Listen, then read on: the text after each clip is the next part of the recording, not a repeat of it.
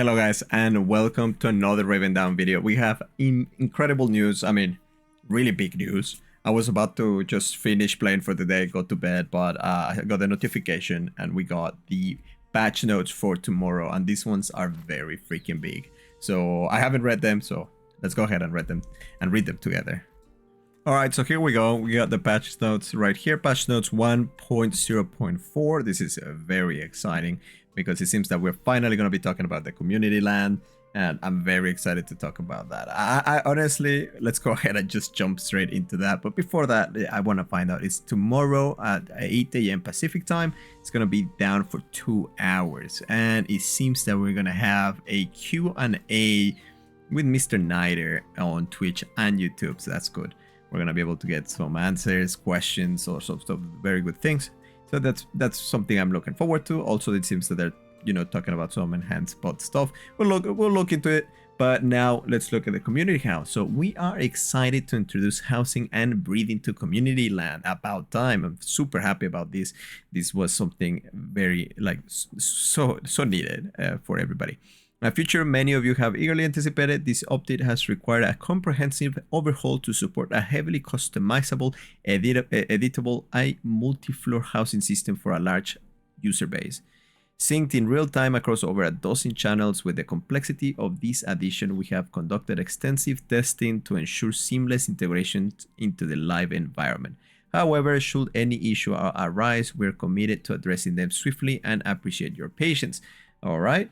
The new community land housings will have the same initial cost and rent as the small land housing. That's interesting. So it's going to cost only 10k, to get it. And then, man, I've already forgot. I think it was 7k the rent. I forgot already. Our first step is to confirm the stability of community land housing. Once we have established its reliability, I'm sorry for my English, we plan to introduce medium and large community land in the subsequent patches. So we're only getting the small houses.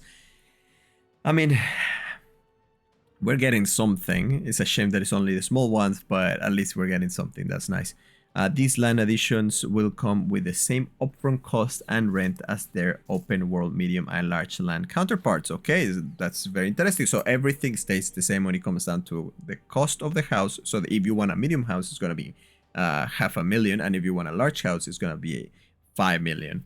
Okay. And the rent, same thing, right? So we will be adjusting the community land resources. Sorry about that, guys. That was my phone, not yours. I muted it.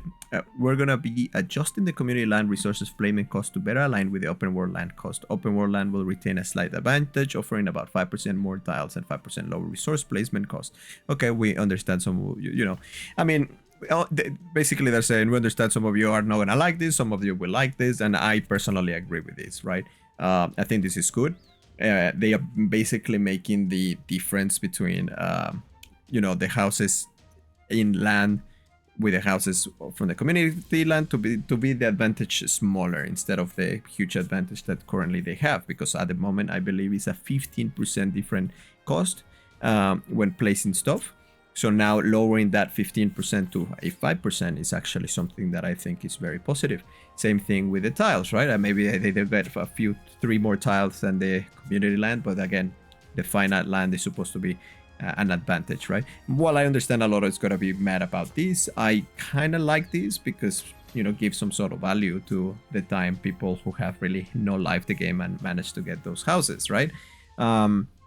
I myself got one of the medium houses, and I'm very proud of it because I freaking worked, grinded so hard to get it, and that's it. So in a way, I'm very happy about it, but at the same time, I wish this was implemented from the very beginning because, it's been already quite a few weeks, so it's not cool. But putting that aside, I'm happy that they have finally, touched on this. It's super good. For those concerned saying, what about small open world land when you add medium large house land? Don't worry, we already have a plan for that. Okay, so we can only wait and see, what's up with that.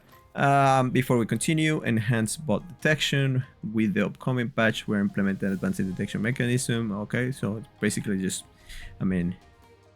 despite the testing, the sheer quality of players' production shall lead to issues cannot catch internally. We appreciate advancing. I was just saying that they're getting a better bot, enhanced detection system, which is nice. you know, in yesterday's stream, we actually found some guy doing multi-boxing. We reported it and we sent it over to support. Hopefully they ban him. But yeah, it is indeed an issue, and I'm glad that they are attacking it. Moving on, Archetype Legacy Skills are now available in Ravendawn. Legacy Skills are now skills that can be unlocked when reaching the soft cap in Ravendawn at level 75.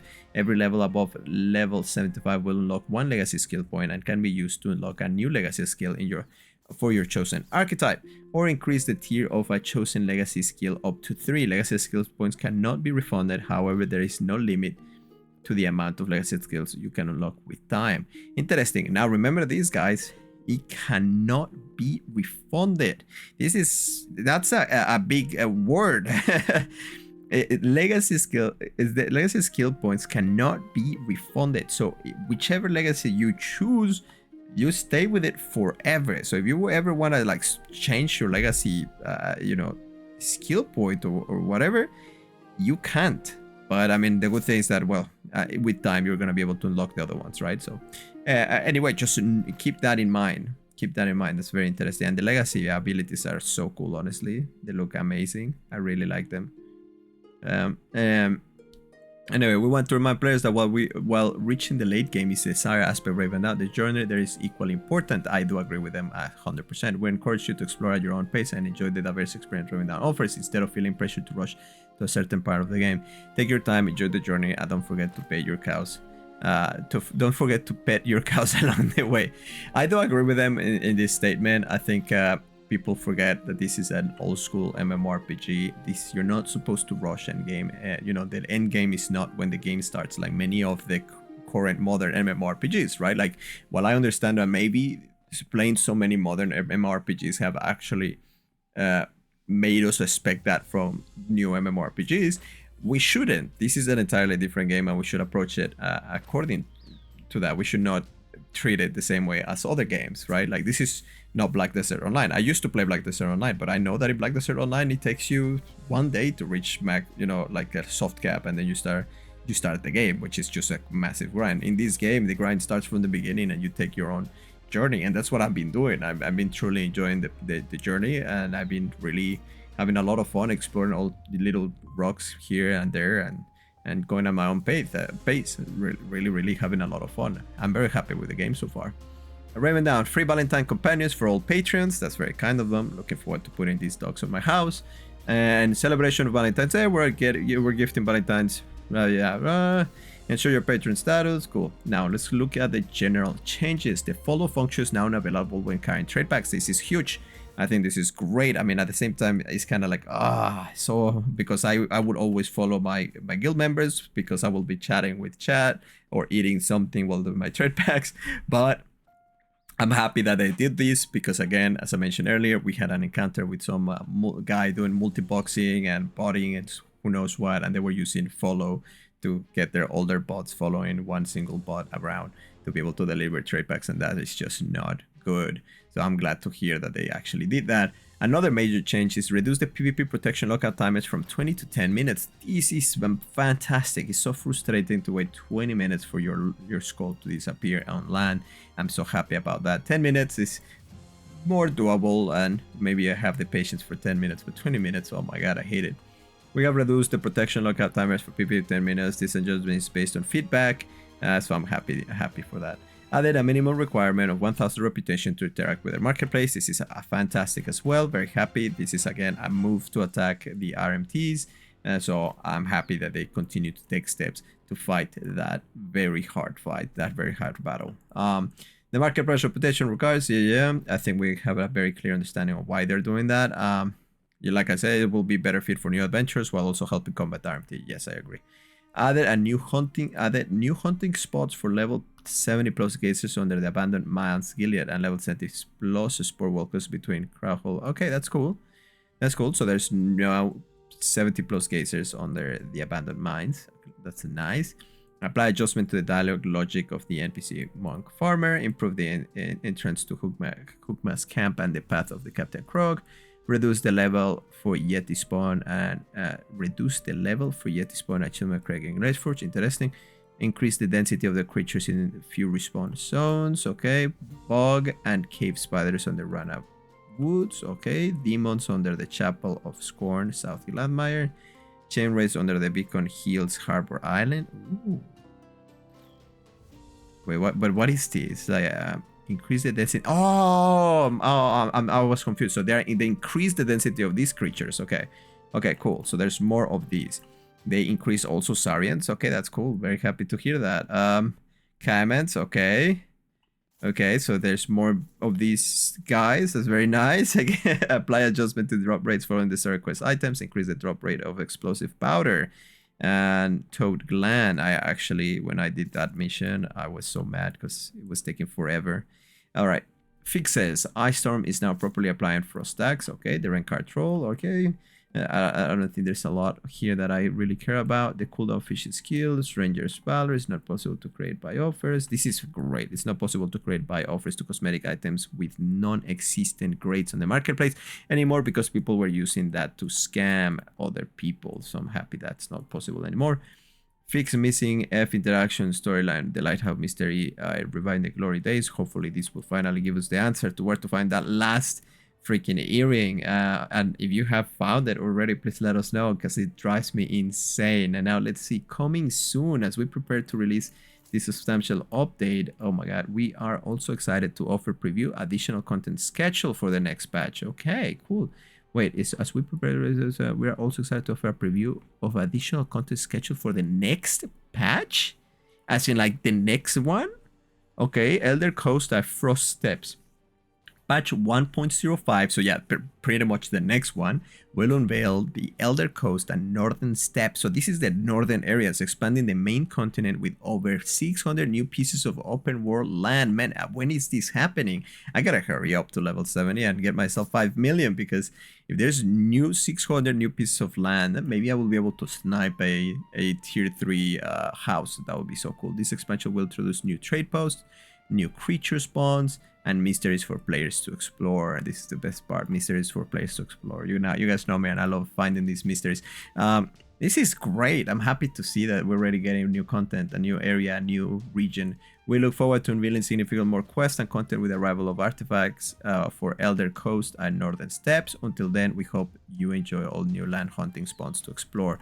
Yes, I am very excited, and I'm very happy to hear this. Super excited. That's great. Improving grinding repetition. Let's read the last part. While Ravendawn champions an old school grind heavy MMORPG experience, like as I was talking about earlier, we're also mindful that the grinding repetition can be further improved to consider more modern MMORPG players as well. We are currently developing 2 new features to better diversify and enrich the grinding experience, aiming to reduce the monotony and enhance players' engagement in a big game loop of Ravendawn.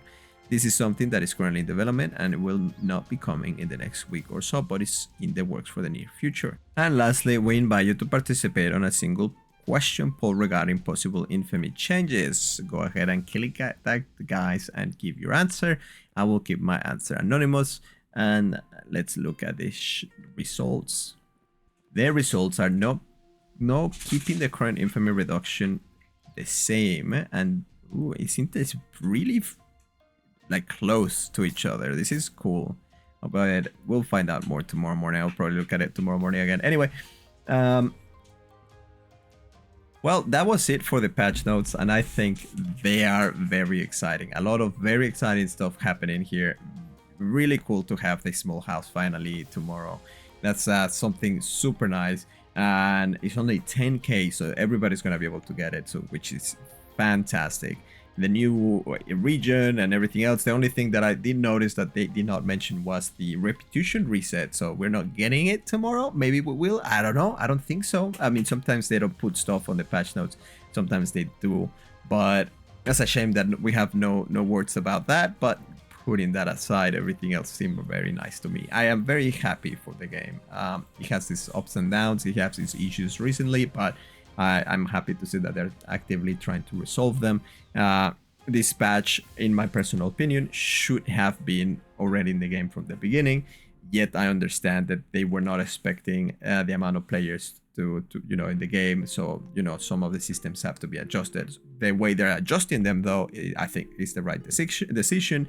I'm not that mad about the people that are so ahead of everybody else, because again, this is a marathon. I feel like at the end game, everybody's just gonna equalize, and it's gonna be a very enjoyable experience.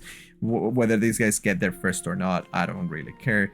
In fact, I haven't even been paying attention about the drama going on around the game recently, because I'm so focused and happy on my own pace, which I'm taking the game, right? So I'm not that concerned about the whole reaching level 75 as soon as possible. With that being said, though, now that I see that there's legacy levels and there's a whole new region coming, I want to hurry up and grind even harder. But yeah, anyway, it was good patch notes. I hope you guys enjoyed it. I hope you guys, you know, I would love to hear your thoughts, your comments. What do you guys think about these new patch notes? Are you excited for the game? Are you not? What is your thoughts for the future of the game? Do you see potential? Do you not? Did you quit already? Are you coming back? I want to know everything. I would really love to hear your thoughts. But yeah, with that being said, my name is Toto Torres. It's been a pleasure talking with you guys, sharing with you guys my first time reading the patch notes. It's the first time I do a video like this, so let me know if you would like to see something like this again. And yeah, well, that's it for me. Have a good night. I'm off to bed. What time is it already? Like, it's midnight. Not good. I'm off to bed. Have a good night. See you guys tomorrow. I'll be streaming. Come by and say hello. Ciao.